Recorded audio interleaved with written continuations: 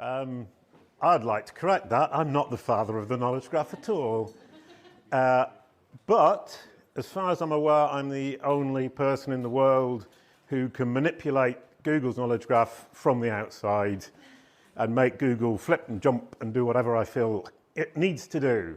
And it's been 11 years working on that. And John Mueller, as we'll see, actually says outside of Google, he doesn't know anybody who knows more about the functioning of Google's knowledge algorithms than me, which is delightful. But first story is I came yesterday on a bus from Nîmes, 14 hours sitting in a bus, very bored. And I wrote an entire talk for you today. That's what I do. I take long-haul flights, long-haul buses, and long-haul trains, and I sit and I think, and I try to figure things out. And a lot of the best things I've thought of have come from those long-haul travels. Sorry, Jason. Sorry to bother you. Is okay the microphone? And turning the microphone on does help. But I've got a very loud voice, so it probably wasn't such a problem. Could you hear at the back? I don't need to start again. I don't even need the microphone. And I'll tell you why that is. I used to play music in the street. I played double bass, the big contrabass, and I sang. And when you play in the street, you have to sing very, very, very loud. And the other thing you have to do is put on a show, or people don't stop and give you money. But we actually managed to make quite a good living playing in the street and playing in clubs for 10 years, being a professional punk folk musician. Lovely. Anyway, back to the bus. And then I woke up this morning, da-da-da-da-dum, the blues song, and saw that it was a practical day today, and I'd written entirely philosophical. So, 8:30, I rewrote the whole thing. This is completely original, and I've never done this before, so please do bear with me. That's it for the introductions. I'm Jason Barnard. This is the Kalicube Process, and it's a process, I believe we're going to be talking about SEO without backlinks. Does the same thing. So there's going to be a comparison of techniques and strategies. What we do is build your SEO and indeed digital marketing strategy from the brand SERP outwards, and it's future-proof, we think. You can never know with the future, can you? I'm the brand SERP guy, Jason Barnard, and that is my brand SERP. What is a brand SERP? It's what appears when somebody Googles your personal name, your company name, your product name, your album name, your music group name. Oh, and I made some cartoon characters, as we'll see. Or your cartoon character's name. The knowledge panel guy, John Mueller, paging Mr. Knowledge Panel. I think some of this is that he's not allowed to say things. So he pages me and he says, what do you think? I give my answer, and I hope for the most part it's within what I could be saying. Currently living in Paris. That's actually not true anymore. I'm living in Nîmes, or near Nîmes, in the countryside, because I've gone back to the south of France to play music again. Me and my double bass. In French, it's called your grandmother. So me and my grandmother living together in the south of France. I shouldn't have said that, should I? I used to be a voice actor, a cartoon blue dog. That's me there. Oh, I can actually come over here and show you. This is me, the cartoon blue dog. And the reason I started working on brand SERPs in 2011 is because my business partner at the time, unfortunately, took the characters away, took the business. I had to make a new career. We had 5 million visits a month, 1 billion page views a year in 2007. I thought, ooh, good way to make a living would be to do SEO. Pitched to clients. The clients then Googled my name, and they saw Jason Barnard is a cartoon blue dog. And they didn't sign on the dotted line. So I set about changing Google's perception of me, not to drown the blue dog. Ooh, that suddenly sounds really horrible. I mean, me, my grandmother, and the blue dog being drowned is the theme for today. But to relegate the blue dog to a lower importance within Google's understanding of who I am and what my audience at that time wanted to see, and convince it to show the digital marketer. And that opened up a whole rabbit hole. I thought it would be maybe 3 months, and it's been 12 years. And I'm still digging down the rabbit hole, and I still haven't finished. Then I was a punk folk musician. This is the group here, the Barking Dogs. 10 years, 4 albums. But, oh, I played in Milan 30 years ago.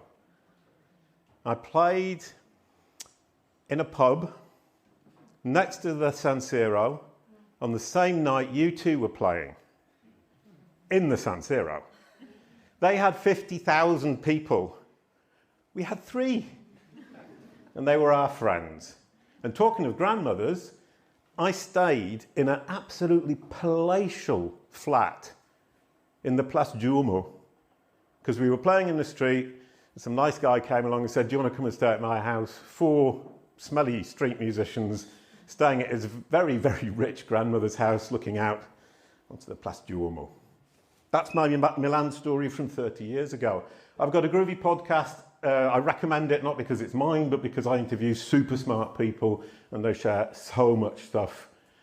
250 episodes, so well worth watching. It's a broad array of marketing, digital marketing, and even running your business or running your team, and they've helped me enormously learn about what I need to do. I'm also an author, Brand SERPs for Business on the left there, writing for various journals and publications.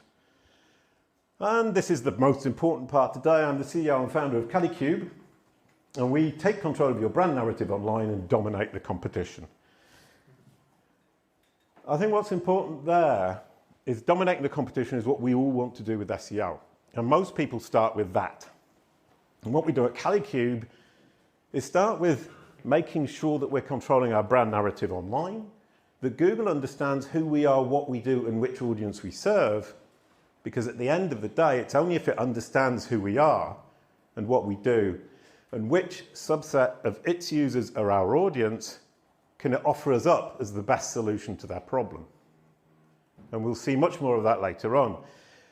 So this idea of understanding who you are is fundamentally important, and your brand SERP, what appears when somebody Googles your name, your personal name, your company name, your product name, a song name, a music group name, is Google's representation of the facts and its understanding of what is helpful, valuable, and useful to your audience.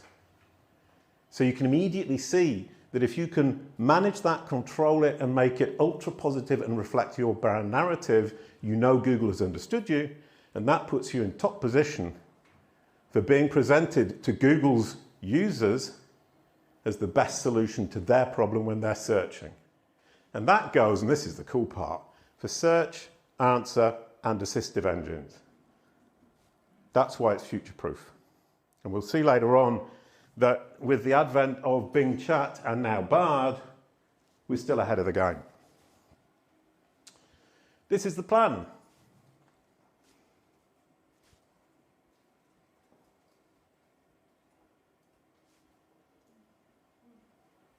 I'm letting you read. Because I know that if I start talking at the top, you'll be reading the bottom while I'm at the top. And when I'm at the bottom, you'll be still reading the top or the middle. So I might as well just let you read and talk about something completely different. And you can take a photo. Oh, I can take the text. I'm smart. Brilliant. Brand SERPs and knowledge panels, and why it's way more important than you think.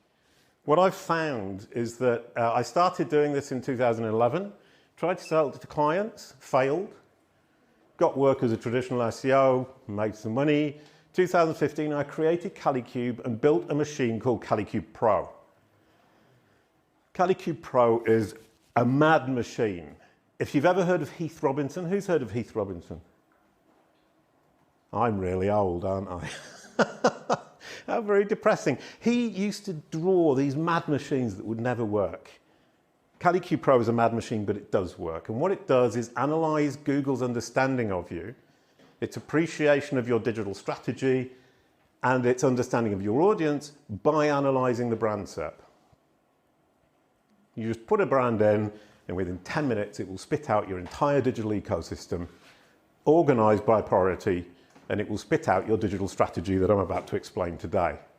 And it's hugely cool, but it took me 8 years now. 2015, I built it, and it's only just started making money. Because nobody was listening to me about brand SERPs and knowledge panels, and that this is the foundation. Brand SERPs are critical to your business. There you go. This is where I should have started 8 years ago, and I only realized this about 3 weeks ago. If you look at these, they're all screenshots of brand, exact match brand in Google Search Console. There is no one size fits all. Everybody is different. The only thing that's the same in all of these, the commonality, is that branded traffic is relatively, humongously more important to a brand than any other traffic. Relatively less impressions, relatively more traffic, bottom of funnel, easy to convert, highly profitable. And I really wish I'd thought of that 8 years ago. But one of the reasons I didn't think about this 8 years ago is because all of these are my clients, and it takes 3 years to get to a stage where you've got the entire Kalicube process in place. And these are all clients I started with somewhere between 2015 and 2018. Oh, and one of them 2021. And he was the best ever. He implemented everything in 2 years. And we'll see him later on. So that might be a screenshot you'd want to take. You're saying, don't tell me what to do. Honestly, it's not really clear from here. Not this slide of the previous. Oh, right. It's a little bit blurred. Oh, I'll give you some numbers then. This one is 0.7% of queries, 9% of traffic. 1% of queries, 65% of traffic. 1% of queries, 6% of traffic. 0.4% of the queries, 11% of the traffic. This one's good. 0.03% of queries, 0.63% of traffic. So as you can see, relatively speaking, you're looking at what? Between 5 and 20. One of them's 20 times bigger. Yeah, 5, 10 or 20 times bigger. That's huge. The Kalicube process works from the brand SERP outwards. And here, I've made a huge mistake. There's no capital K on Kalicube. Kalicube is a proper noun. Google focuses very heavily on capitalization for proper nouns. It will recognize an entity with a capital letter, and it will not recognize it more often than not without. So somebody like, what are they called? eBay, do they start with a small e? Or do they start with a big one? I guess Etsy maybe then starts with a small one. Any brand who tries to brand themselves with the first letter as a small letter is putting themselves at a huge disadvantage in terms of understanding in Google's brain, simply because the first letter is a small letter, so it assumes it's not a proper noun, and you have to convince it otherwise. So if you're branding a company, if you do that, understand that you've got a huge mountain to climb. There you go. This is Robin. He's a French guy, absolutely lovely client. In 2 years, he's implemented the Kalicube process from beginning to end. He was experiencing a drop in traffic of 31% year on year when he started working with us. He wanted to buy links. I told him, if you're going to buy links, you're not working with me.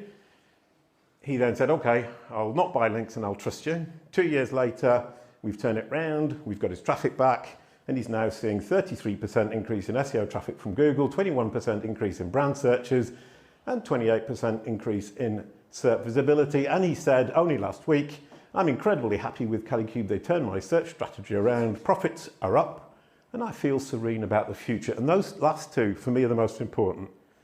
He's making more money. He sleeps well at night. And one of the reasons he sleeps well at night is I no longer work with him. Because he doesn't need me. I've taught him how to fish. And I taught him how to fish using his brand SERP, the analysis of his digital ecosystem, to create the strategy that works for him using the resources he has at his disposal. And he just goes through and reiterates and redoes and reworks, and he is now on his own. This is another client from earlier on, and she talks about that. She started 2 years ago, coupled with content production, it led to a veritable flywheel, 44% SEO traffic and 32% branded searches year on year. And that's the key, it turns into a flywheel. They're going up and up, and this one started with them actually in 2015. So they've been working with me for 8 years. They stopped last year for the same reason. It's going so well, they don't need me anymore. And as an agency and as a consultant or a coach, I'm there to make sure that I can give you a strategy where you don't need me anymore. And after 2, maybe 3 years, you can let go. Now, if you're an agency, that sounds really scary. But at the same time, everybody needs this. There are no shortage of clients, so it doesn't matter. And after 2 years, everything gets boring, and you start again with a new project. It's brilliant. We have no trouble getting new clients, and we have no trouble getting a happy client to give us great recommendations. So, that was all the salesy part about what Kalicube Pro does, what the Kalicube process is, how we help our clients. And this is knowledge versus recommendations. Now we get into a bit of philosophy. Any SERP on desktop is facts on the right-hand side, recommendations on the left-hand side. When Google presents you with a knowledge panel or a Google business profile or see results about, or even in fact Bing Chat often shows you on the right-hand side, if you've got access to that, a summary of the information that you're looking for. They consider that to be facts, and so do we. On the left-hand side, it's recommendations of what you might want to look at, investigate, and look into. And in a brand SERP, the fact is the knowledge panel for my company. Has Google understood me? On the left-hand side, it's what does Google feel my audience will think is helpful, valuable, and engaging. Everything in threes, by the way. A friend of mine, a teacher who teaches in the north of England, said he gets the best results for his A-level students because he does everything in threes. If there are 4, you remove 1. And if there are 2, you invent a new one, even if it's not important. Because we all remember things in threes, our brains function in threes, knowledge graphs function in threes. 3 is the magic number, which was a song from my childhood 50 years ago. So, recommendations and facts. That now helps us build a Kalicube process that leads to the success we've shown. A corporate knowledge panel. More understanding on the left, less understanding in the middle, no understanding at all on the right. And if we think back to what I said earlier, if Google understands who you are, what you offer, and which audience you serve, you're in a winning position. If it doesn't understand, i.e. you're on the right-hand side with no corporate knowledge panel, when somebody Googles the corporate name, and Google is not in a position to recommend you on fact-based algorithms. And we know now with Bard, with ChatGPT, with Gemini coming, with knowledge graphs, and with facts being integrated more and more even into the left-hand side, that factual understanding is now foundational. Oh, and here in the middle is WordLift. If you've never heard of them, they're an Italian company in Rome who do an amazing tool for building internal knowledge graphs for your site. We build basically into Google's knowledge graph the understanding about you, and they build your internal knowledge graph. It's really cool, and I have no idea who Perceptive Fittings Limited are. But this is what we call a knowledge panel sprout. It won't appear on a brand SERP, but you can find them if you investigate and dig down. And I love doing that. Because these knowledge panels exist somewhere in Google's brain, but it doesn't show them. Why doesn't it show them? Because it isn't sure. Because it doesn't have enough information. Because it doesn't provide a summary of who the company is, which audience they serve. So there's no point in showing it. So if you have a knowledge panel, as the first four do, when you search the name, that's great. Shows confident understanding. And if you have a knowledge panel sprout, it shows some understanding but not enough, and not confident enough. And if you have no understanding, in my opinion, you're in deep trouble.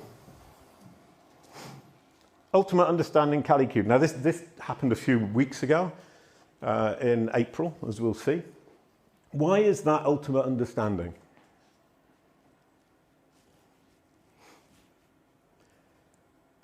The right-hand side is factual understanding about Kalicube, the company. We have the company at the top in a knowledge panel, the head office in the middle, which is Google Business Profile. That's just a business listing. It's not a knowledge panel. It doesn't represent knowledge. It represents your representation of your business. There is some knowledge in there, some of these aspects here. And if you look at my podcast, I talk to, I've forgotten the name. Oh no, how terrible. About which elements of this are factual and which elements are just Google Business Profile. It's actually very interesting. Your social profiles, for example, in your Google Business Profile is algorithmically found rather than presented by you. So these are actually hybrids of a business listing and knowledge. And down here at the bottom, we have Kalicube Pro, which is the SaaS platform. Now I'll come back to WordLift. WordLift is a company. WordLift is also a plugin for WordPress. So it's a software. But they only have one knowledge panel, and it's the company knowledge panel. So Google's understood the company, but it hasn't understood the software. So it can present the company to people who are interested in the company's services, but it cannot present the software to people who are interested in implementing their own WordPress implementation using the plugin. Obviously they can, but it's much more difficult. So this, for me, is perfect. Company, head office, and the SaaS platform. That's understanding that we are a company with a head office offering a SaaS platform. Ultimate understanding and recommendation. This is the interface of Kalicube Pro, and it shows on the left-hand side the recommendations, on the right-hand side the facts, and we look at the quality and the control. And as you can see, we've got the top score for both, and these little green dots that you might not be able to see mean positive, and the blue ones mean control or semi-control, or no control, or not this entity. And as you can see here, Kalicube has all green, all blue. That's perfect. And that's taken us 2 years. I bought Kalicube.com, having initially started the company with Kalicube.pro 2 years ago in May. So it's our anniversary today. It takes 2 years to educate Google and to get this kind of result. And as we'll see, this kind of result drives enormous amounts of benefits. And if you analyze the SERP using Google's NLP, you see on the right-hand side, you can see that it's categorized Kalicube from its own SERP. Remember, I'm not feeding it with a text. I'm feeding it with its own results for my company. SERP optimization, business services, 98% certain that that is the category we're in. And for web services, it's about 80%, but I can't read it either. So that's incredibly accurate categorization of who we are and which audience we can serve. And here, why are some in blue and some in grey? The blue ones are entities, things, people, places, companies that Google has explicitly recognized and has found in its own knowledge graph. The grey ones, it's guessing. So the grey ones, it's the natural language processing, the large language models that are guessing at what they think it is, but they're not sure. And the blue ones are explicit understanding.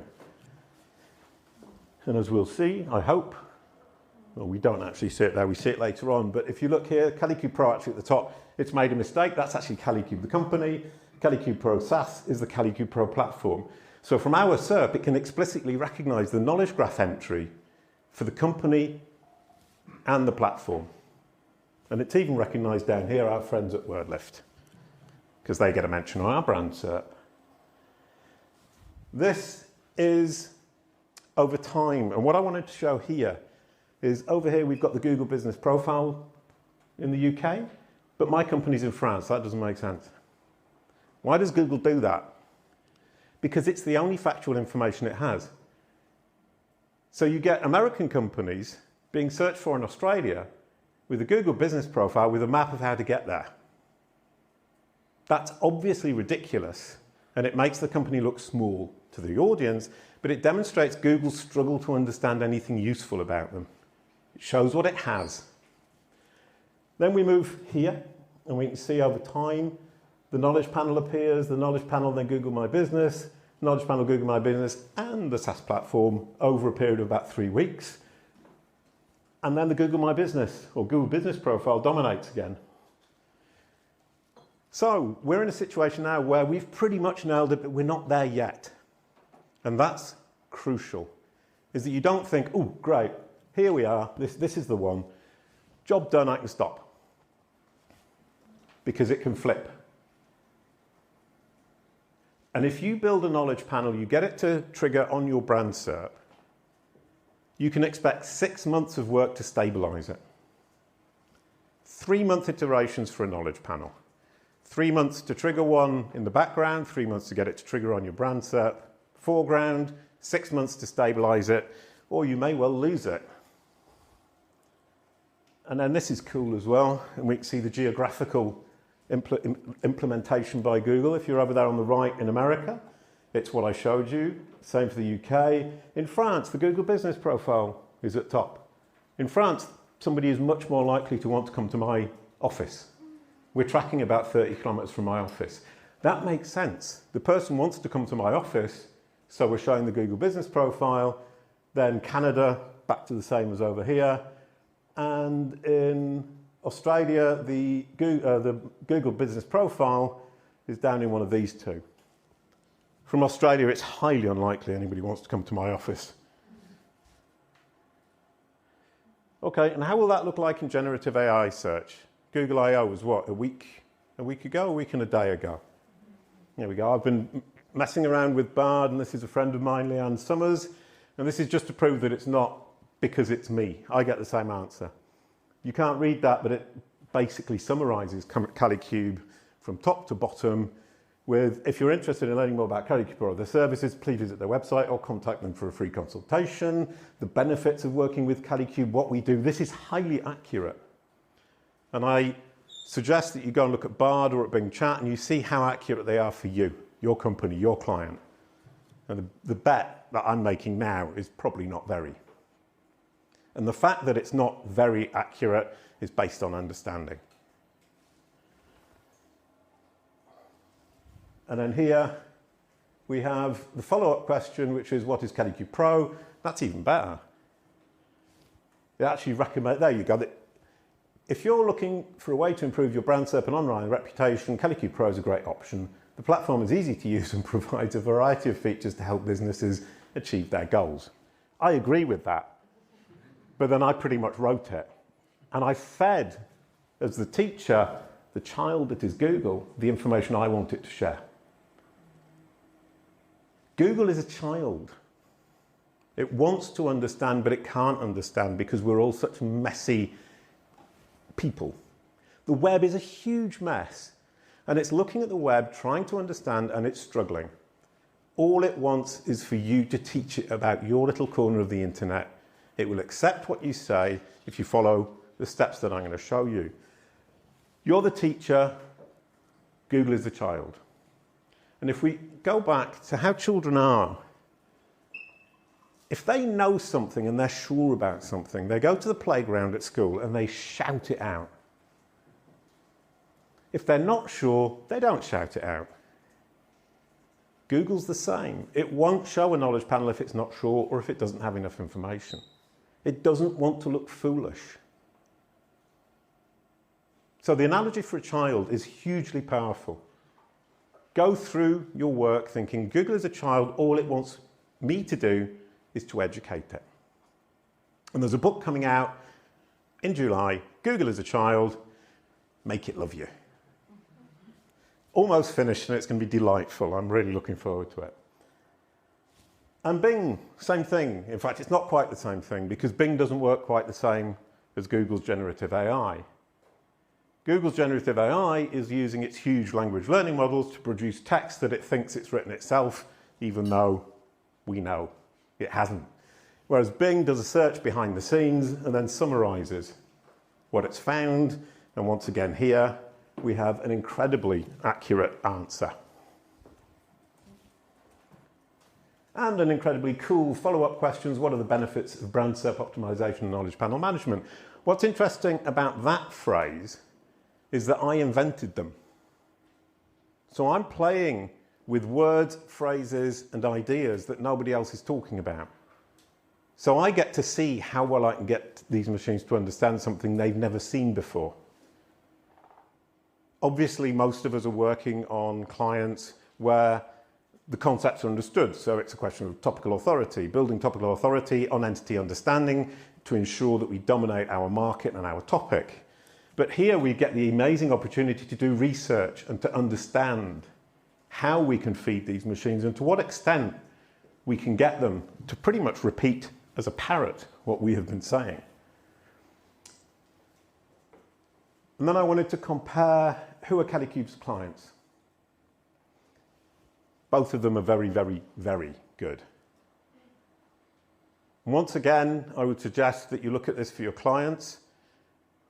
Ask these machines, who are they? What do they do? Who do they serve? The 3 questions you want to ask them. And if they can accurately answer them, you're on a really good footing. And if they can't, you need to educate them. And if they can, that's step 1 of the whole process. So the focus for this section is how do you get these machines to understand the facts about you in the way you want them to be presented? So, you repeat the three questions. Ooh. Who is Blue Blue? Or what is Blue Blue if it's a company? I don't know who Blue Blue might be, but anyway. What do they offer? What products do they have? Which audience do they serve? Who are their clients? So if you ask those 3 questions to these machines, they will spit out to you their level of understanding. Now, always remember that Bing is a summary and Google is closer to understanding. Google can sometimes be incredibly impressive and sometimes incredibly awful. But when Google is awful, it means it's confused. It's a child and it's going, oh, I'm not sure, I'm not sure, I'm not sure, I'm not sure. And it's just talking gobbledygook. And if you've got kids, any of you, you'll know that sometimes imagination runs wild and they add things and they invent things and they get things wrong and they mix stuff up. That's Google. Whereas Bing is saying to them, the Bing child is looking through the books and then summarizing them for you. So in some ways it's more advanced and in some ways it's less advanced. So take it all with a pinch of salt. So to understand how you can educate Google, you need to understand its 3 knowledge algorithms. We start with the extraction algorithm. I actually asked Bard, what are the 3 knowledge algorithms? Once again, a term that I created. Nobody else is talking about this, and it can spit that out. So I've educated my Google child very well. So we've got extraction, knowledge vault, knowledge panel. The extraction algorithm. The extraction algorithm annotates the information Googlebot inserts into the web index. It loves structured data, HTML tables, headings, semantic HTML5, for example.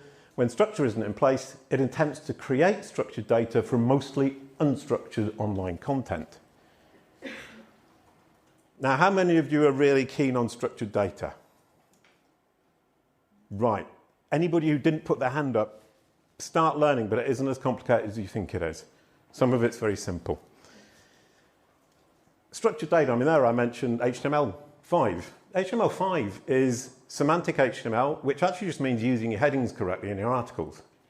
Creating HTML tables. Emphasizing the right words. Italicizing the right words. Using citation HTML in the correct manner. That's the simple level. Then you move down to HTML5, in terms of structure, which I'll show you in a moment. And then the geeky stuff is schema. And I think what a lot of us do is we start right off thinking, oh, I've got to do schema markup. You don't. A well-structured HTML5 page is more powerful than schema markup.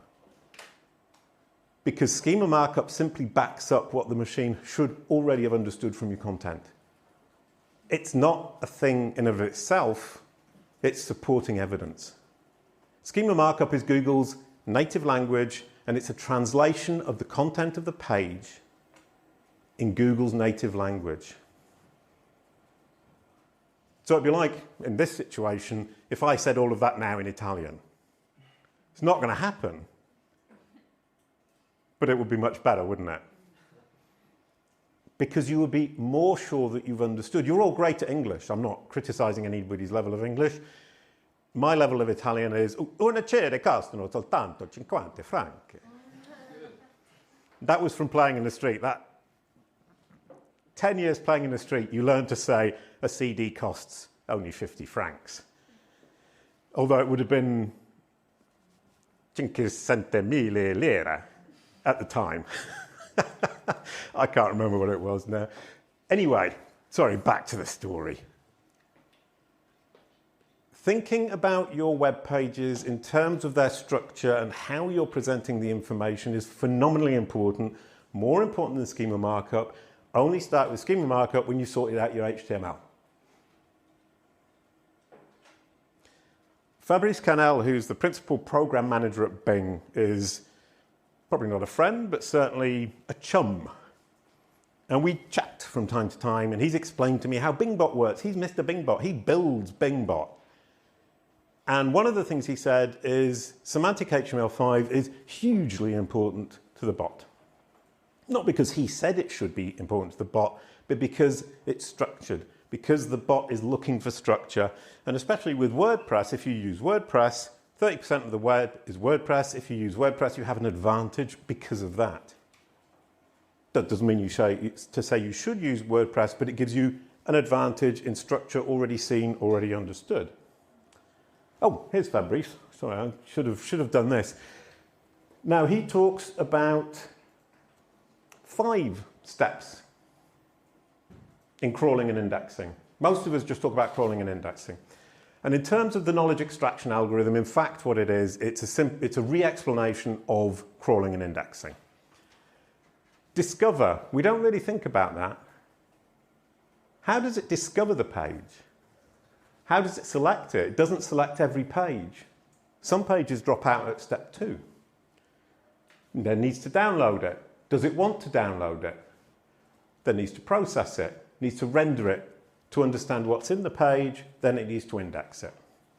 So if you think about crawling and indexing in those 5 steps, it makes it much clearer to you what you need to do. So discover, how easy is it to find? Whichever page you're talking about, think about that. Is it easy to find or is it not easy to find? And that involves internal linking, inbound links. How likely is it for this machine to end up on that particular page? That's PageRank. The probability that the user will end up on that specific page. Select, is it a good candidate for being in the index? Now that's spam. From their perspective, saying, let's get rid of all the spam. So they don't even bother crawling pages they think are spam. In fact, they don't even visit pages that they think are going to be spam. So you have to make sure that the inbound links, the anchor text on the inbound links to your pages don't make it look anything except incredibly legitimate, because that will encourage them to come to it. So click here, not great. But that's one of the reasons why. But if you explain what's on the other side, it goes, ooh, I'll go and look at that. That sounds interesting. Crawl. Can it be crawl? Is it easy to crawl? That's all the no index, the robots.txt, but also the site speed, page speed, which isn't hugely important to these bots. It's not a huge problem for them, and I wouldn't focus on that excessively. Rendering. Can it be rendered? Can the page actually be shown to the bot? Can the bot understand the page and get the HTML? Because once it's downloaded and processed it, rendering is what Fabrice calls processing, it can then index it, which is put it in the index. And this is the huge one. Does anybody remember passage-based indexing conversation from a couple of years ago? Not really. I'm not going to challenge anybody to answer any questions like at school. Google's the child, not you. Passage-based indexing, Gary Ilyash from Google explained it by saying, well, instead of just putting the whole page into a chunk in our index, we break the page down into small chunks and put them in what we call, or they define as, small folders. That's why headings are important, because it will take heading number 2 with the paragraph after, put it in a little folder, annotate it. I think this is about that. It will take an image and it will put it in another little folder and it will say, I think this is about that. So it chunks it all down. So the easier you make it to chunk it down, the easier it is for the machine to divide it into little folders and annotate them. And when it annotates them, it puts a little tag on. This is all kind of fairly, well, technically, I'm sure they don't do it like this, but they put a little tag on it and they say, this is about Kalicube. This is about Jason Barnard. This is about MB Summit. And it adds a confidence score to it. I'm 50% confident. I'm 70% confident. And that's where your schema markup can help. If you've got no structure in your page, it's going to be 30% confident. If you've got structure in your HTML, it's going to be 60% confident. If you add schema markup to translate for the child, it's going to be 90% confident. Those are made up numbers, by the way. Please never, ever quote me on that. I'm trying to make the point about the increasing iteration of confidence. So, can it annotate? And to what level of confidence can it annotate every single piece of content on your page? And one thing Gary Ilyash said as well is one of the biggest problems that they have at Google is to identify what they call the centerpiece content. The centerpiece content is the part of the content that the page is actually about. And if we look here, that's semantic HTML5 using a tool on Kalicube Pro that divides it up into sections. Here you've got the head, there you've got the main, there you've got an aside, there you've got a footer. We tag in our schema markup, and I do apologize for anybody who's now thinking, well, I have to do schema markup. We tag that this is the centerpiece content, so it can ignore that and that and that. But in fact, if you put a main around your centerpiece content, it comes to the same thing, especially if you're in WordPress, where main is always, unless you're using some horrible, horrible hacky theme, main is always going to be this chunk, and Google knows that's the centerpiece content. So anybody using WordPress or any other kind of platform, don't use the hacky ones, check them on here to make sure that it's divided up like this, and you'll see immediately with the color coding whether it looks logical or not. Can you break it down into chunks? The aside here is a piece of sales information we've added that isn't necessary for the bot to understand the content of the page. So it can safely ignore this pretty much. It just puts it to one side and says, I know what that's about. But this is the huge chunk here with the headings and the paragraphs after each one. Table of contents. Who puts tables of contents on their content? The table of content tells the bot, here is the structure of my page, here are the headings, here are the subheadings, and it can skim read that before it even starts looking at the rest of it. But it's the same for humans. It's really good for us as humans. And this is the point about the headings, is can you skim read and understand which part of the content is interesting to you, which of the little folders do you want to look into, as a human being and as a bot. So that's HTML5. These are just headings. That's a little bit more geeky, but it's not hugely complicated. Any developer can do it. It means just changing a div to become a main or a footer or a nav or an aside. So it's just changing a tiny, tiny, tiny bit of your HTML code to structure it for bots. It's not a huge development. If a developer ever tells you that's huge development, they're full of it. Don't ever accept that. It's not. It's changing divs to become semantic instead of a div. And then schema markup if you can. Alt title tags, I didn't put any images here because I couldn't think of any. And I only had half an hour this morning to do this. Images, Alt tags are incredibly important. I interviewed, I'm forgetting everybody's name today. I'm having a bad day.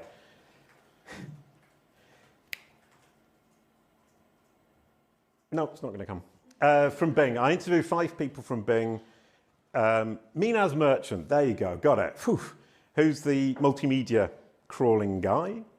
Fabrice Canal, Frederick Debut, who's the Blue Links algorithm guy. Nathan Chalmers, who's the whole page algorithm, which we'll look at later. And Ali Alvi, who's the feature snippet summary guy. So I interviewed the 5 people who actually make total sense and put it all together, and you pretty much got the secret sauce. So I was lucky. Or did I take a long-haul flight to Seattle to talk to them? Oh, I think it was the latter. And I begged them. I stood outside Microsoft's office begging. And clear copywriting. Who knows Karey Gabor? Yeah. If you want to try Karey Gabor, go for it. But he's really, really, really geeky. First step is to clearly write using semantic triples. Does anybody know what a semantic triple is? For those who don't, but do know their grammar, it's subject, verb, object. Simple as that. I have Jason Barnard works at Kalicube. Subject works at object. So it's 2 entities, a person, a company, product and a person and their relations, and a relationship. So clear copywriting just means, instead of writing Jason Barnard, lovely guy, red shirt, no hair, glasses, works for the wonderful company sitting in the south of France, 30 miles from Nîmes, Kalicube. You've got Jason Barnard works for and Kalicube separated by many too many words. As a human being, I can't understand that phrase. A bot will never understand it. But you can say, the guy with the red shirt, no hair and glasses, Jason Barnard, works at Kalicube, which is based in the south of France. So using semantic triples and keeping them close together is hugely important. That's your starting point. Point number 2, context clouds. If I say to you, wave, then I say, sea, beach, towel. You know that I was tricking you. It's not this one. Context cloud. Use the vocabulary that makes sense to create the context that explains what you're talking about. Number 3, name entities that ensure the relationship. Name entities with close, strong, and long relationships to ensure that there is an understanding of the knowledge graph, the mini knowledge graph that is in the content. So, in this case, if I said Jason Barnard, Kate Westbrook's my mother, Josie Barnard's my sister, it understands these 3 entities and it understands that we're talking about this Jason Barnard. If I then say south of France, I'm giving it a place, so it knows that south of France is related to me because I live there. If I say Liverpool, I went to Liverpool University, it knows that relationship, so it's getting really sure now that I'm talking about this Jason Barnard and another one. Sorry, what was the second one? My mother? No, first you said use the semantic triple, and now you're talking about naming the close relationships. There was context clouds in between. Yes. Context clouds. And think about wave, it's a great example.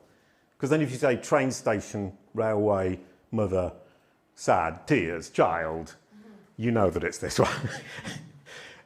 And yeah, entities, relationships, especially time and place.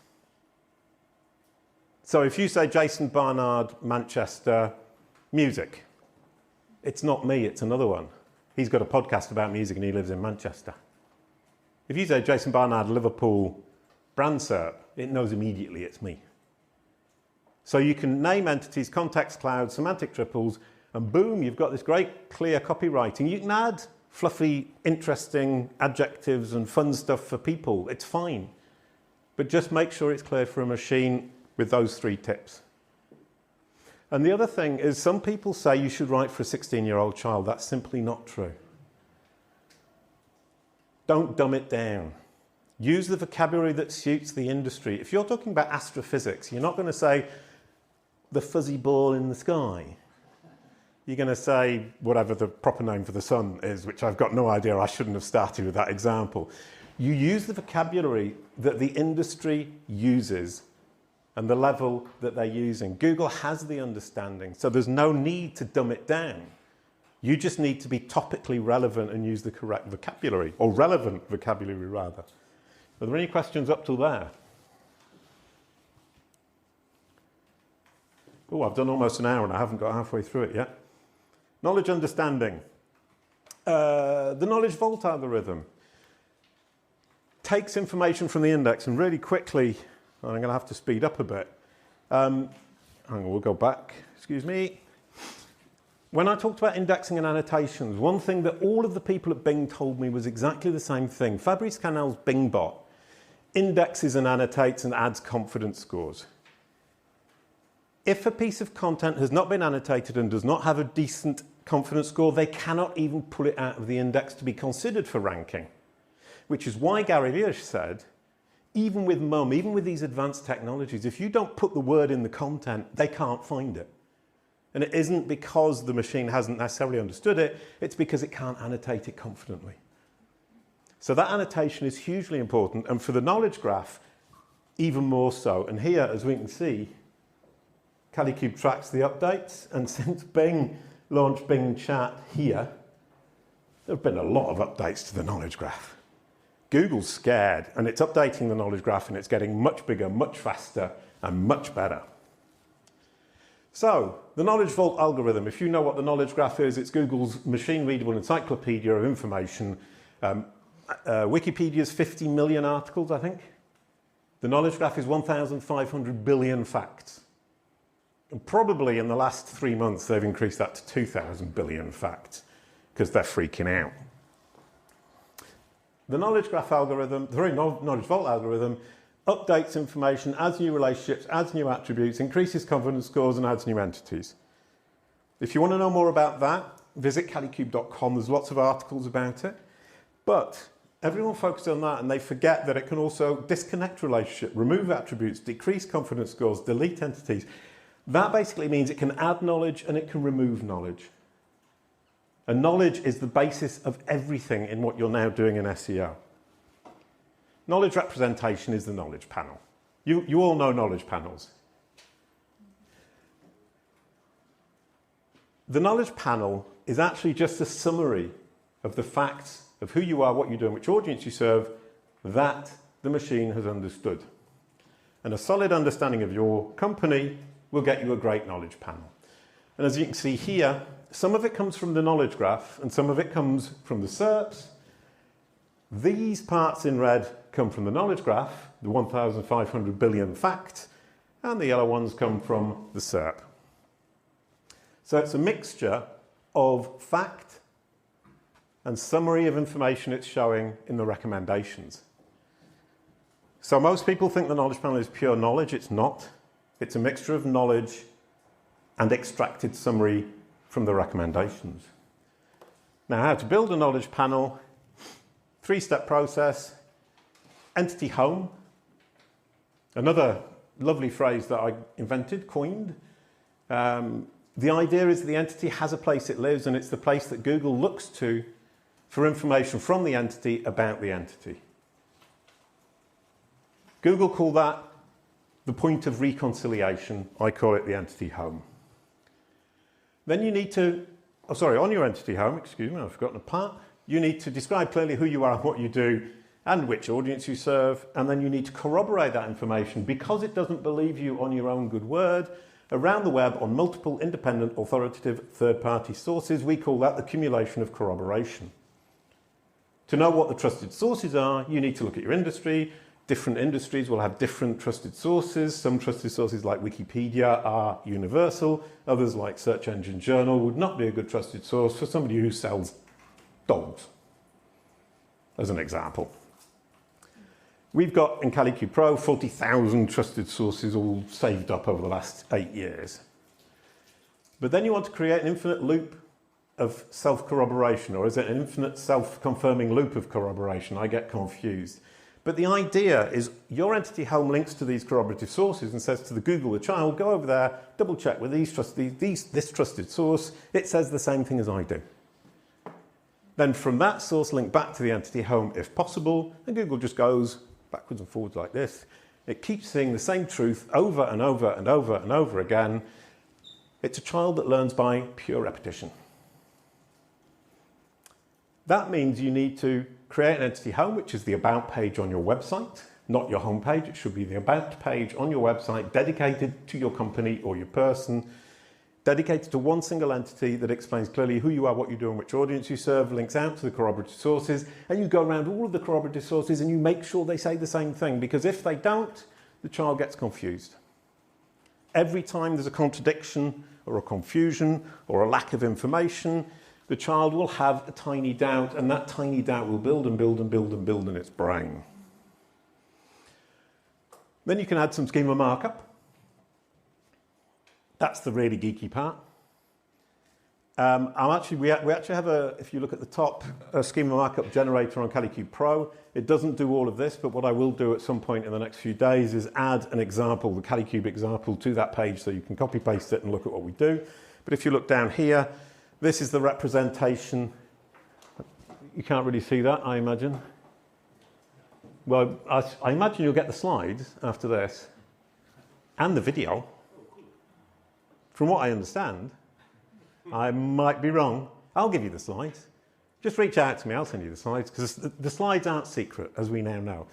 It's an about page, which is my entity home, and it's about the corporation, Kalicube, with person Jason Barnard as an employee. It's got a contact point.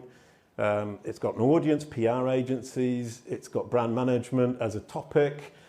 Branding agencies are an audience. And as you can see here, all I'm doing is describing who the company is, who's involved in the company, which audience we serve, and that information is on the page, and this simply confirms it, translates it into Google's native language. And the ideal is that Google uses your own description from your own website in your knowledge panel. When you've got that, you've nailed it. 1% of company knowledge panels cite the brand's own site. It's really difficult to do. But Google will do it. If Google trusts you enough and you've convinced it that what you're saying on your website is true, it will cite you. But obviously, everybody else has to agree with you. You can't just expect it to believe you on your own good word. That's knowledge. Does anyone want to shout out something or throw something at me? A present? A gift? No. We're going to focus on the recommendations. Now, that first half, or 3/4 or 2/3, was knowledge, and that's the really geeky stuff. So I'm trying to give a little pause while it all kind of sinks in. As I said, I'll share the slides with you, and the slides will help you to remember all of the stuff I said. And as far as I know, this is being recorded properly, and you guys get a copy of that recording, so you can watch it at half speed, or double speed, or watch it multiple times, depending on your learning techniques. Darwinism in search. Now it's going to get complicated again. That didn't last long, did it? Darwin. Everyone knows Darwin and how that works. Basically, Google is choosing and Bing are choosing the best in market. And anything that's not best in market gets buried. And what I did here was ask Bing what it is, and you'll get these slides, and it's a very good explanation. And it's taken it from searchenginejournal.com, 2 articles that I wrote, and it's summarized them beautifully. So I won't need to explain a great deal of it right now. I'll explain it quite quickly. Then it actually suggested the question, and this is an interesting point, is you can feed it suggested questions. And the suggested question was, who coined the term Darwinism search? And I've been writing that on my own website, on our website, saying, I coined the term, I coined the term, I coined the term. And Bing now understands that that's a relevant question, even though nobody ever asks it. But I've managed to get it to suggest that as a question. Then people say, oh, I wonder who did coin it. So I get a bit of fame and perhaps fortune there. Then it suggested, how can I apply Darwinism in search to my SEO strategy? Once again, that's a pretty good summary. And once again, I'll share the slides with you. But this is the quick explanation. Now, Darwinism search is based on the idea that the blue link algorithm, have I got to speed up, Vali? Oh, you're just interested? Ah, how lovely. Wave at me when I've got to stop, or go like that. Where was I? Oh, right, yeah. The blue link algorithm. It's the foundation of everything, and it's not going to go away whatever happens. Why? Because the entire system of both Bing and Google is built on the blue link algorithm. The blue link algorithm is the old one that we all know, where it ranks the top 10 results. What the system does, and we won't worry about exactly how it ranks it, but it pulls out the top 10, let's say. Then the news algorithm proposes its top 10. The video algorithm proposes its top 10. The books algorithm proposes its top 10. The images algorithm proposes its top 10. And they all provide a score, which is based on all of the different factors that are mysterious and difficult and problematic and terrible. And if you read one of these articles from search engine journals, it actually tells you not what the factors are, but what the groups of factors are. From Gary Ilyash, not from me. It looks at those scores, and if any of those verticals, video, news, images, can offer a better score than the blue link, it gets a place on the SERP. It's a bidding system. I provide more value than the top blue link. If I can provide more value than the top blue link, I get a place. That's why it's Darwinism. Survival of the fittest. So it's a question of, if you want to get into universal search, you have to decide, can I create a piece of content that's going to be more valuable to the user in the search intent that they have than the blue link? The blue link is always your baseline. Beat the blue link. Ooh, new game, beat the blue link. Just invented that. But there is a caveat. Nathan Chalmers runs the whole page algorithm. Gary Ilyash has called it the magic mixer. I prefer Nathan Chalmers by quite a long chalk. Nathan Chalmers says, we have a whole page algorithm, and we get these bids, and they're all very good, and we love them. Love their little hearts. Aren't they delightful? But the SERP is a product. It's our product, and we need to make sure the product serves the company as well as the user. So the whole page algorithm de-Darwinisms all of this and says, well, the video might have got a better score, but we don't want it. And it vetoes the video if it doesn't want the video. And it vetoes the video based on multiple things, one of which is that they believe it is not helpful or valuable to the user, even though it has a very high score. Another of which is it doesn't represent Bing results in the way they want. Another of which is ad revenue. So the whole page algorithm, ironically at Bing, is called Darwin. But it's actually anti-Darwinistic. And Nathan Chalmers, when I interviewed him, was laughing a lot. Because he says, your idea of Darwinism is great, but the irony of this is the algorithm's called Darwin, and it's anti-Darwinistic. So you need to remember that even if you create that great content that beats the blue link, it can be vetoed by the whole page algorithm. And if you create a piece of content that isn't good enough to beat the blue link, it can be promoted by the whole page algorithm. The most extreme example I've seen of this is the search result for Microsoft using startpage.com, which uses Google, but doesn't use the whole page algorithm. On Google, Microsoft gets videos, it gets news boxes, it gets all sorts of stuff. And only 3 or 4 of the results are Microsoft, sorry, all of the results are Microsoft themselves. On Start Page, only 1 of the results is Microsoft. The whole page algorithm has truly, truly gone to town, and it's wiped the entire result out to replace it with other stuff that it thinks is more useful. That's the power of a brand SERP, especially in brand SERPs, because it's working on your audience and not on the value of the content in and of itself. The Brand SERP is an amazing insight into exactly what it thinks your audience is looking for, because a lot of it is vetoes and promotions. And at Kalicube, we talk about understanding credibility and deliverability. It needs to understand who you are, what you do, and which audience you serve. Then it judges your credibility. Then it sees if you've got the content that's deliverable and useful to your audience. So if you don't have the content, you're not in the race. If you're not credible, you'll lose to your competition. If it doesn't understand who you are and what you do, it's not going to present you because it doesn't know who you are. It doesn't know who you are, so it can't figure out if it trusts you, so it won't present your content. Not as drastic as that, but if you think about it like that and you start to think, oh no, this is a disaster, it wakes you up really quickly and it gets you some great results pretty quickly. Well, if 2 years is pretty quickly, but I think it is given the current circumstances. Huge question then is where to start and what to focus on, which I've written twice.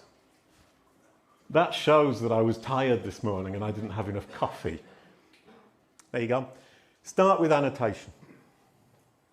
Make sure the machine can annotate. So we've seen this screen before. Empathy for the devil. Have empathy for Google and Bing. They really struggle with this shit.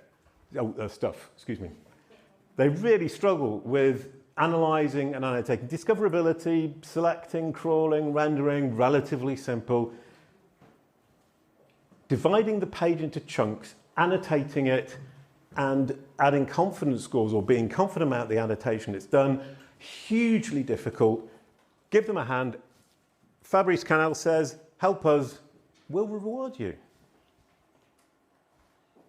Oh yeah, and by the way, Google don't share much, but you talk to Bing, they share everything. They've got nothing to lose. It's great. I've done 7 or 8 interviews with them and they just share everything. It's great. Sorry, I've just skipped a step. No, I haven't. Whee! Now, that first thing is make sure they can annotate. And I've explained that, and there's loads of articles online. You look on kalicube.com. We do quite a lot of content on that. We're creating more because we realise how important it is and how confusing a lot of this geeky stuff is. We've got Leanne Summers, who you saw early on, who's now working with us, who keeps writing and saying, we need to do a second version of this article that everybody can understand. Because I tend to philosophise and get geeky. So at Kalicube, we're moving towards this idea of let's make this accessible to everybody, because there's no reason that you can't use HTML5. There's no reason you can't use content tables. And there's no reason you can't do this. Now, rich site links. These are the rich site links. That's my homepage. That's the Kalicube query. The homepage ranked #1, easy peasy, no problem at all. But then those rich site links, if you don't have them, then you have a site structure problem. If they're the wrong ones, it doesn't understand your site or your audience or both. If the information in them is not accurate concerning the pages, then the pages don't have enough content to make it understand what it is that you have there. So look at these rich site links. That's the first thing you should do. Make sure you have the homepage ranking #1 and that you have the rich site links and that those rich site links are the ones that you want for your users, for your audience, so that they can easily access the part of the site they need. The idea of the rich site links is to give easy access to deeper parts of your site. So, about page, login, Google's trusted sources, that's something people keep looking for and they're interested in at Kalicube. And with Yoast, we worked with Yoast on their brand SERPs and knowledge panels, and they used to no index the login page for security reasons. Until I explained to them that the login page needs to be present here because it's highly useful.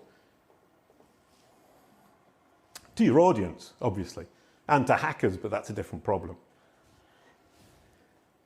Then social media. These are the 4 social media channels we've chosen to focus on. We don't do anything else, we just do those 4. How do we do that? We look at our brand SERP, we see what's ranking, we work on what's ranking first, then we look at our competition, we see what within our industry is ranking in terms of social media, and we focus on that second. We now have 4 social media channels, and we do them in exactly this order. And social media strategists, there are a lot of them around. And they have a huge, huge job, like content writers, sorry. And that's the thing, is people are saying, ooh, there's going to be no work for SEOs. Writing great content, dealing with social media, all of this builds the brand SERP, builds your audience, builds understanding, builds credibility, and improves deliverability. All of which helps search engines, answer engines, and assistive engines. And you can quote me on that. Reviews? Sounds obvious, but most companies don't even bother. Same thing, look at your own brand SERP. Look at pages 1, 2, 3, 4, 5. Which ones are ranking? Which ones are important? Then look at your competition. Focus on several. Now, we've got Clutch right down here. 1 review. We're not focusing on Clutch, but I'll take a good review if it's there. We're focusing on Trustpilot, Software Advice, GetApp, Holistic SEO. Kalicube, a friend of mine, wrote a 25,000 word article review about Kalicube Pro. 25,000 words is a book. And it's very positive. Capterra, Clutch.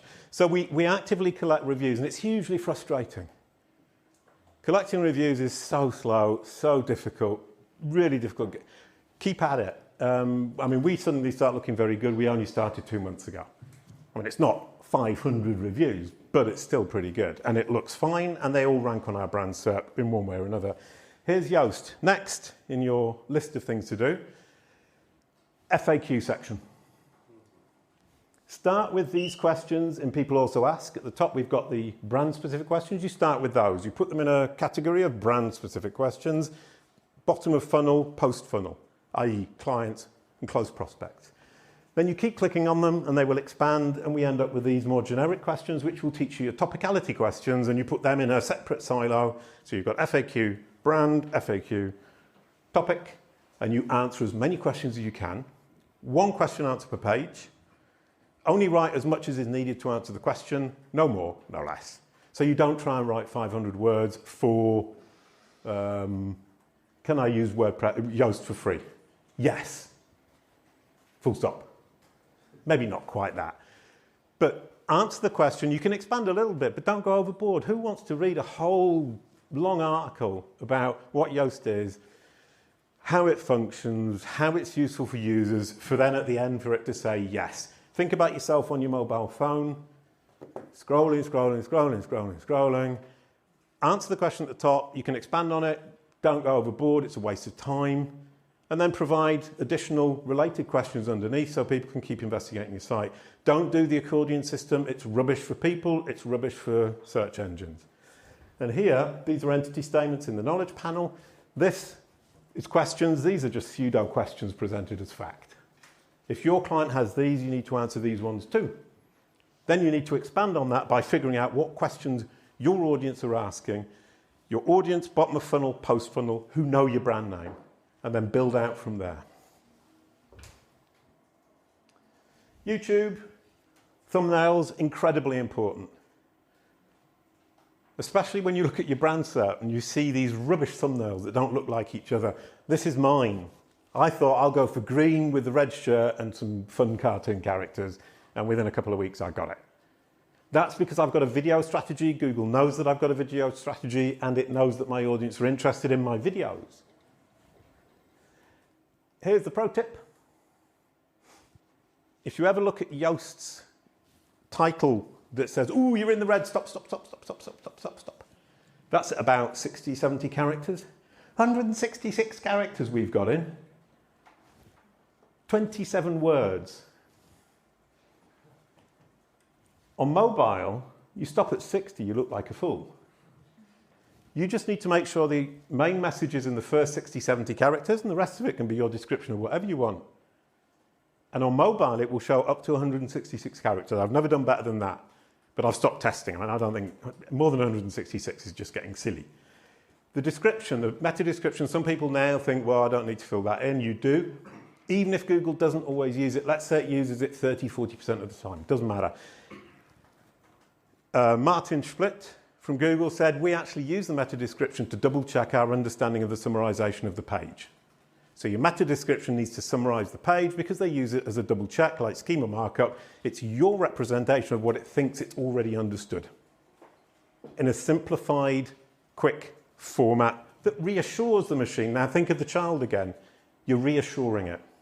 And that's huge. For those of you who have children, reassurance, making them feel safe, making them feel confident, making them want to shout this information out in the playground is a huge, huge part of parenting. That was the practical part about what you need to do. That's your strategy. And as you can see, although there's some technical elements in there, which is why people need companies like us and you to help them through it, at the end of 2 years, none of that's complicated. Once you've understood it, you just round and round and round and round and round. Quality rater guidelines changed in December, and they've changed the term website in many, many places to this, who, and they don't mention a website. That's factual understanding they're talking about. They're saying to the quality raters, do you understand which company, business, individual, organisation, government agency is responsible for the website? The website's second now, not first. It used to be first. What individuals, company, business, organisation, government agency created the content?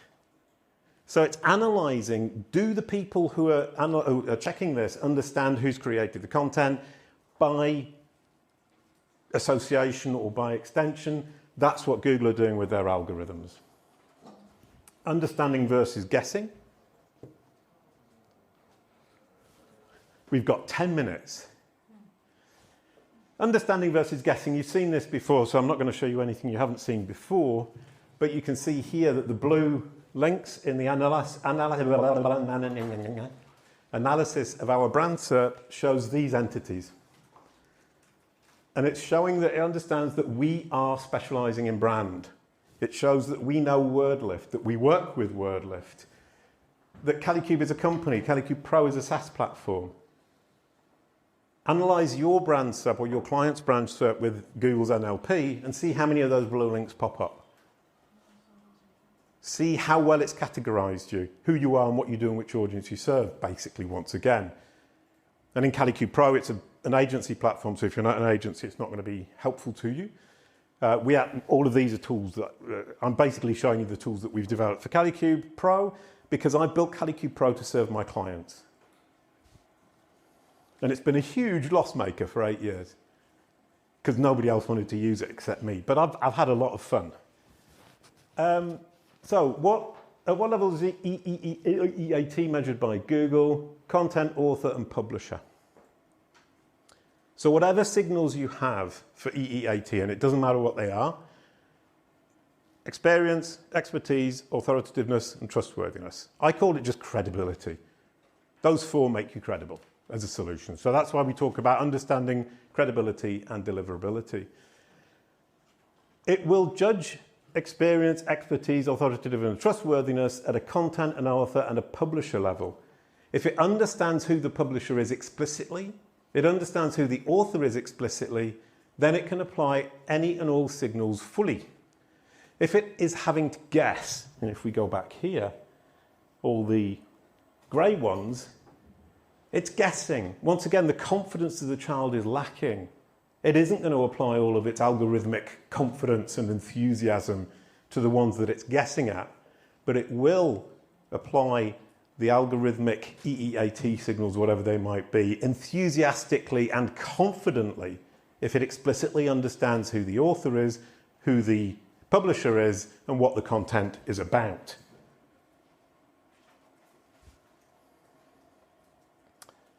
And for this, once again, go to kalicube.com. We've got 2 articles on EEAT and entity. Once you get into it, there's gazillions of articles, and I try to share everything. And before we get to the results part, and we'll move on to the results part, I share a lot for 2 reasons, or probably 3, because I've got to think of a 3rd reason while I'm talking about the first 2, because everything in 3s, otherwise you won't remember. I share everything because if you ask me a question and I know the answer, I'm like a 5-year-old child. I can't stop myself telling you what the answer is. I love sharing what I know. I'm a kid, which is probably why I understand Google a little bit in that way. Number 2 is because this is all so simple, I can't keep it a secret. The 3-step process to an entity, to a knowledge panel, is so simple. Once I've explained it, you can all go and do it on your own. You don't need me. All I can do is build a platform, Kalicube Pro, that helps you to do it more efficiently, more effectively, and more easily. So that's my aim. The 3rd reason, and I did think of it while I was talking about the first 2 reasons, everybody needs this. Let's say there are 700 million companies in the world. There are 8 billion people in the world, of whom 3 billion care about their online identity. 4 billion, more or less, potential clients. I really don't think any of us need to worry about clients. So I can afford to teach people and let them move on. I can afford to share this with you, let you do the same. Because there are so many clients, so many people who need this, they just don't know it yet. And I'm on a mission to educate everybody that this is the solution, this is what you need. At which point we all have more clients than we can deal with. So I can share it as much as I want. You can teach as many people as you want. They can go off and do it on their own. We get another client. Who cares? There are 4 billion others waiting behind them. So, entities, topical, helpful content. This is a really nice little summary, is that these are the focuses, the foci. The entities with the knowledge panels, topical, knowledge panel, entity home, knowledge graph explorer, word list, fundamentals of brand SERP, Kalicube Process. Google understands our products on the left and our topicality on the right, including one partner. Related searches are huge insights into how much Google has understood about your topicality. And then the helpful content that you need to develop, which is the strategy I gave you in the middle. By analysing a brand SERP, analysing the brand SERPs of your competition, you can see exactly where you need to focus. You can make helpful content that Google can deliver to the subset of its users who are your audience. All based on understanding, credibility, deliverability. It's up to you to communicate that understanding, to convince of your credibility, and to create content that is deliverable for Google to the subset of its users who are your audience. Deliverable doesn't just mean page speed. It means is the content fit for purpose? Is it best in class? Are you a credible solution? Does it understand who you are in order to understand that you are a credible solution for its audience? Oh, and there's a white paper coming out on this, which is for content writers first. Then we're going to do a second one aimed at SEOs, a third one aimed at business leaders, and a fourth one aimed at digital marketers. So if you're in any of those 4 groups, come to kalicube.com. 4 white papers, a lady called Sarah is writing them all. She's brilliant. Sarah Mokunsaye. She's writing them with me, and they're going to be absolutely awesome. We've just finished the first one, 6,000 words, and explains to you this concept from the perspective of a content writer, creator. Yeah, we divided it into 4 personas. This was a super idea we had last week. We realised that it was getting too long. It was about 12,000 words. So we split it into bits and taken all the techie bits out for the content creators, added them back for the SEOs, removed a bit of the content for the SEOs, and so on and so forth. So 4 white papers, which is basically one split into 4 bits. Kalicube clients, this is what I wanted to show you right at the end, is this, the level of understanding is what you can expect. And with Bing Chat and generative AI on Google, this is fundamental. Because generative AI is recommendations and summaries mixed with fact. So it's saying at the top, in both of these, here's a summary of the facts, including our recommendations. And that's exactly what I've just been talking about for the last hour and a half. And here are just some numbers to show you. This is the Kalicube process on Kalicube. That's one of those things that sends the world into a backward spiral. It's like searching for Google on Google. We've tripled the number of impressions, and we've almost quadrupled the number of clicks in 1 year. I bought Kalicube.com 2 years ago.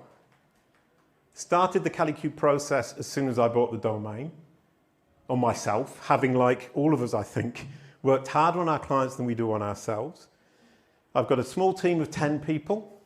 Everybody has a role, everybody has a responsibility, everybody looks after part of the Kalicube process. And this is the result after a year. And this is general search, nothing to do with brand. Our brand searches have improved, our click-through rates improved, and what you see with branded search is the more you work on this, the more brand searches you get. The higher the click-through rate becomes because more people know about you from all of the different actions you've been making across the entire internet with the digital strategy, which includes videos, social media, reviews, all the other platforms you're placing content on. So it becomes a digital marketing strategy. People are more aware of you, so they search you for more, search your name more, but also searches on your brand name move from informational to navigational. Kalicube, we're currently at about 30% click-through rate, so it's still majoritarily research information because people don't really know who we are. But last year it was 25%, now it's 30%, and we've doubled the number of searches. So we've actually got 50% more clicks to our website from interested clients. And we're going to do a case study on that with Sarah, because she likes numbers. And so do I, for that matter. I was going to say something else. Oh yeah, right. At the other end of the spectrum is Facebook. Their click-through rate on their brand SERP for their website is 90%. Huge brand awareness. People just want to navigate to the site. So as a brand, you want to look at the branded searches on Search Console, and whatever your percentage is today, you want to move it as near to 90% as you can. Generally speaking, for a medium-sized company, more than 60% is never going to be possible. For a company that's incredibly well known in its niche, 80% is possible. 90% like Facebook. If anybody ever does it, please do come and tell me, because I'd be really interested to know how. But that idea of I'm not very well known 30%, I'm very well known in my niche 60%, I'm leading my niche 80%, I'm king of the world, 90% is a pretty good benchmark for you to aim for. Oh, and just to bring this back to this, that branded search is one thing, but that drives all the rest of this because of the way you're working on it with that Kalicube process, using understanding, deliverability and credibility, and using an entire strategy based on what it is your audience is actually interested in from analysis of what Google's showing you it's interested in. Oh, sorry. Run out of time. Generative AI in search. If we go back here, oh, we don't have it. Tomorrow. That was another thing I thought of on the bus. Looking at Google I/O, there's a screenshot, and I've taken the screenshot. It's going to be such fun for Kalicube. We're in exactly the right place. Look at this knowledge panel. It's a summary of what we need to know about John H. Watson. Generative AI in search is going to be coming from there, and Kalicube specializes in knowledge panels. Woohoo! So the Kalicube process, optimize your brand from the brand SERP outwards. You're the best in your market, show it across search, take control of your brand narrative online and dominate the competition. And I actually wanted to look at yours, but I think we don't have time. So just to conclude really quickly from my perspective, that was the Kalicube process. I used Kalicube as an example because I'd never done it on myself before, as it were. I've done it for clients. The results have really just come through. So this is a breakthrough moment. And I took the courage when I didn't have any money 2 years ago to employ a team to apply the Kalicube process that I could not do and you cannot do on your own. And the results have been stunning. And this is the first time I've shared the results of what we've actually done. So the idea at the end was that people shout out brand names and we go through the brand SERP and we start analysing what it is they can do. But it's 11:32 and it's too late and I've just not shut up, have I? For 1.5 hours. Hands up who thought that was interesting? That was a loaded question. Hands up who's really bored? Hands up who wishes I would shut up? Thank you very much.